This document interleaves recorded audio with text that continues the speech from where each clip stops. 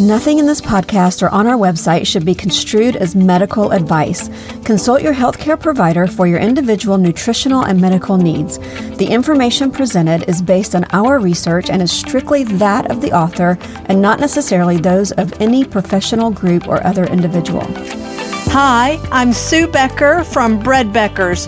Welcome to Sue's Healthy Minutes. I'm so excited you've joined me today, and I hope this episode encourages you and allows you to find the answers you have been praying for the health of you and your family. Today on Sue's Healthy Minutes, I thought I would share a short Christmas message. During the Christmas season, so much attention is put on the city of Bethlehem. Every nativity scene, Christmas choir production, or children's program or sermon is sure to mention this famous city where Jesus was born. No other time during the year do we hear as much of this seemingly insignificant town. Recently, with all the focus on Bethlehem, I began to wonder if there was other significant biblical importance to Bethlehem, and could there be a reason God chose it for the birth of our Savior? We are told in Genesis chapter 35 that Jacob's beloved wife Rachel died, giving birth to Benjamin, Joseph's only full brother, on the way to Bethlehem. Jacob recounted these details of Rachel's death and burial at Bethlehem at the end of his life. Later, God raised up judges from the city of Bethlehem, and then perhaps the most famous of stories that took place in Bethlehem is the familiar story of Ruth. Ruth, a Moabite woman, returns to Bethlehem with her mother-in-law, Naomi. Naomi left Bethlehem with her husband and 2 sons because of a famine in the land. They settled temporarily in the land of Moab, but Naomi's husband and 2 sons died while there, leaving her alone in the land with her 2 daughters-in-law. So Naomi decides to return to Bethlehem. After urging both daughters-in-law to stay behind and go back to their families, one turns back, but Ruth clings to Naomi, begging her to let her go with her famous words, "Where you go, I will go, and where you live, I will live, and your people will be my people, and your God, my God, and where you die, I will die." And so Ruth, a Moabite, arrives in Bethlehem with Naomi at the beginning of the barley harvest, which is the time of Passover. Ruth meets Boaz, a grain farmer in the barley fields, and learns that he is Naomi's kinsman redeemer. To redeem Naomi's inheritance, Boaz must agree to marry Ruth. It's a package deal. Boaz agrees when a closer relative refuses.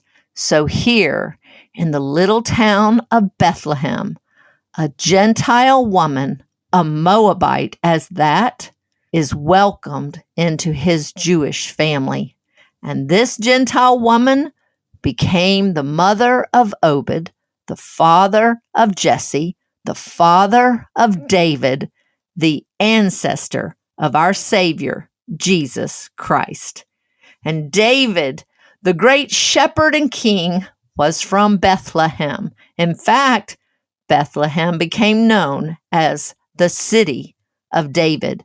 When thinking of the city of Bethlehem, the thought came to me that as David shepherded his sheep, he would have wandered over the hills of Bethlehem. So I do not think it is a coincidence that on the night when Jesus was born, the angels appeared to no other than shepherds in the fields surrounding Bethlehem. Surely the very fields where David would have been with his sheep hundreds of years before. And of course, it is no coincidence that Jesus, the bread of life, would be born in Bethlehem, which means the house of bread. The famous song, O Little Town of Bethlehem, was written over 100 years ago by one of the greatest preachers of the day. On December 24th, 1865, Phillip Brooks was on sabbatical in Israel. The bloody years of the Civil War had taken its toll on most of his congregation as well as himself. And in the aftermath of the assassination of President Lincoln, worn out and in desperate need of a spiritual renewal, Phillip Brooks had traveled to the Holy Land.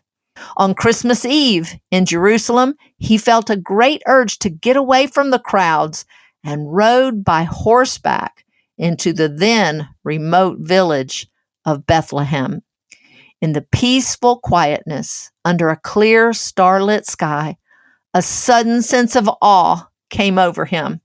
The great speaker later declared that he was all but speechless in this moment as he considered the heavenly King being born in such a quiet and modest place. He would later tell his family that the experience was so overpowering that it would forever be a singing in his soul. Yet, returning from his sabbatical with renewed inspiration, Phillip Brooks tried to relate his experience to his congregation of walking where Jesus had been born, but never seemed able to find the right words. The singing in his soul was strong, but the inability to find the right words to share the imagery he experienced troubled him. He wrote in his journal the following note: "Before dark, we rode out of town to the fields where they say the shepherds saw the angels. In a fenced piece of ground with a cave in it, in which, strangely enough, they put the shepherds, somewhere in those fields we rode through, the shepherds must have been. As we passed, shepherds were still keeping watch over their flocks." He also added in his journal, "Later, I was standing in the old church in Bethlehem, close to the spot where Jesus was born, when the whole church was ringing hour after hour with the splendid hymns of praise to God. How again and again it seemed as I could hear voices I know telling each other of the Savior's birth." 3 years later, as Phillip Brooks anticipated the Christmas season of 1868, and again recalling his powerful visit to Bethlehem, the words describing that night seemed to finally just float into his head. As he wrote his thoughts down, they took the form of a poem that we have now come to know as O Little Town of Bethlehem. And today, some of the words of his song may be more meaningful than ever. "Yet in the dark street shineth the everlasting light. The hopes and fears of all the years are met in thee tonight." And today, as the angels declared to the shepherds, "Do not be afraid, for behold, I bring you good news of great joy, which be for all people. For this day, in the city of David, there has been born for you a Savior, who is Christ the Lord." From all of us at Bread Beckers, we wish you and your family a very Merry Christmas. Thank you for listening. This is Sue Becker from Bread Beckers with Sue's Healthy Minutes. Sue's Healthy Minutes podcast has been a presentation by the Bread Beckers Incorporated, located in Woodstock, Georgia. For more information, store hours, and learning opportunities, visit breadbeckers.com and follow us on Facebook and Instagram. Make sure to subscribe to this podcast and never miss an episode. Share this with 2 friends who would benefit from this information, and be sure to join us again next week for more of Sue's Healthy Minutes.